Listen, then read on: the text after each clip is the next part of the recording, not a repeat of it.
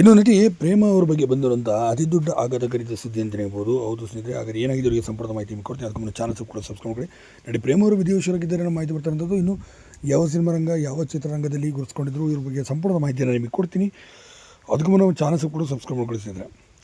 ಏನು ಸಿನಿಮಾ ರಂಗಗಳಲ್ಲಿ ಒಂದಲ್ಲ ಒಂದು ರೀತಿ ಸಾವು ನೋವುಗಳು ಸಂಭವಿಸ್ತಾ ಇದೆ ಅಂತ ಹೇಳ್ಬೋದು. ಅದರಲ್ಲಿ ಕನ್ನಡ ಬಿಟ್ಟು ಬೇರೆ ಭಾಷೆಗಳ ಕಡೆ ಏನು ವರ್ತ ಆಗಿಲ್ಲ ಅಂತ ಹೇಳ್ಬೋದು. ಇದೇ ಸಂದರ್ಭದಲ್ಲಿ ಮರಾಠಿ ಮತ್ತು ಮಲಯಾಳಂ ಮತ್ತು ತೆಲುಗು ಸಿನಿಮಾಗಳಲ್ಲಿ ಅತಿ ಹೆಚ್ಚಾಗಿ ಕಾಣಿಸಿಕೊಂಡಿದ್ದಂಥ ಪ್ರೇಮಾ ಕಿರಣ್ ಅವರು ಇದೀಗ ವಿಧಿವಶರಾಗಿದ್ದಾರೆ ಅನ್ನೋ ಮಾಹಿತಿ ಬಂದಿರೋಂಥದ್ದು. ಇನ್ನು ಪ್ರೇಮಾ ಕಿರಣ್ ಅವರು ಸಿನಿಮಾ ರಂಗದಲ್ಲಿ ದೊಡ್ಡ ಮಟ್ಟಿಗೆ ಕೂಡ ಹೆಸರು ಮಾಡಿದಂಥ ಅತಿ ದೊಡ್ಡ ಇವರು ಅಂತ ಸಹ ಹೇಳ್ಬೋದು.